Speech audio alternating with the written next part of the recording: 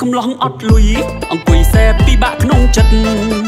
កំពុងដេកគិតអត់លុយតែដណ្ដឹងប្រពន្ធគេបងគាត់ថ្លៃឲ្យកង់50%មុ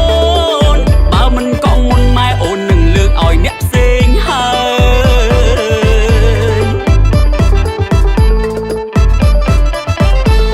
អង្វរសុំម៉ែលក់ស្រែម៉ែថាទុកស្រែធ្វើស្រូវ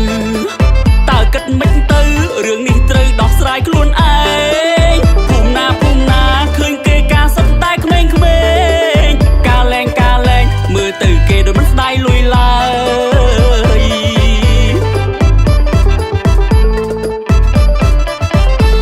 អត់លុយចង់បានប្រពន្ធដេកគ្រុនម៉ែយកទៅពេទ្យខ្លួនស្លាំងមុខស្លេកពេទ្យថាឈឺចង់បានប្រពន្ធហើយចង់ឲ្យកូនជាត្រូវដណ្ដឹងប្រពន្ធឲ្យពេលដែលការហើយមិនឈឺដូចនៅកំឡុងទៀតទេ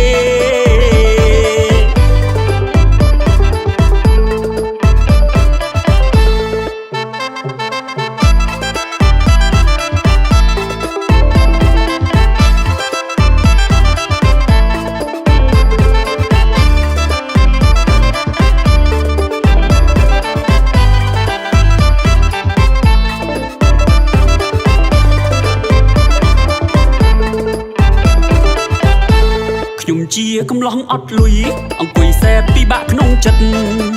កំពុងដេកគិតអត់លុយតែដណ្ដឹងប្រពន្ធគេបងគាត់ថ្លៃឲ្យកង់50%មុនបើមិនកង់មុនម៉ែអូននឹងលើកឲ្យអ្នកផ្សេងហើយអង្វរសុំម៉ែលក់ស្រែម៉ែថាទុកស្រែធ្វើស្រូវ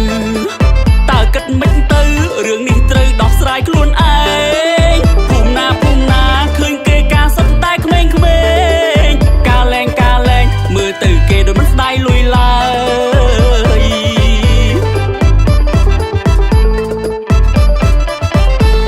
អត់លុយចង់បានប្រពន្ធដេកគ្រុនម៉ែយកទៅពេទ្យខ្លួនស្លាំងមុខស្លេកពេទ្យថាឈឺចង់បានប្រពន្ធហើ